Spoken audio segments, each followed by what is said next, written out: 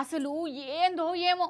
ఏం తిందామన్నా ఏం తాగుదామన్నా ఏం చేద్దామన్నా అంత కల్తీ కల్తీ తినే తిండిలా కల్తీ చేస్తుర్రు తాగే నీళ్ళు కల్తీ చేస్తుర్రు ఎట్లన్నా చేయాలి పైకం సంపాదించాలి ఎవరి పానం పోతే మాకేంది అనుకుంటున్నారో ఏందో తెలియదు కానీ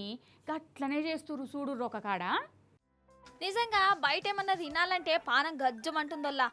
ఏది అసలు ఏది నకిలీ గింత కూడా తెలుస్తలేదు గట్లున్నది మరి బయట అంతా మెదక్ డిస్టిక్ నర్సాపూర్ మండలు రెడ్డిపల్లి ఊళ్ళే కల్తీపాలు తయారు చేసే కల్తీగాళ్లను పోలీసులు పట్టుకుర్రు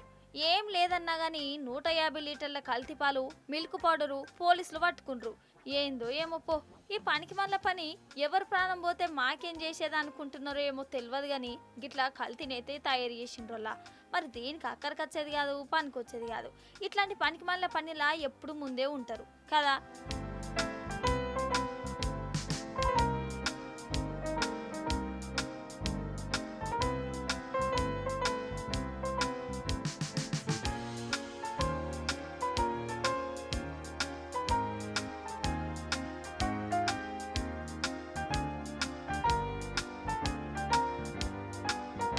మనకాడ గిట్టుంటే మహారాష్ట్రలో ఒక అడుగు ముందుకే వేసిండ్రు లాతూరు పూణే సోలాపూర్ జిల్లాల కల్తీపాలు పన్నీర్ తయారు చేస్తుండ్రు ఎవరు ఎటు పోతే నాకేం చేసేది అనుకుంటా ట్యాంకల్లా కల్తీపాలను తయారు చేస్తుండ్రు నిజంగా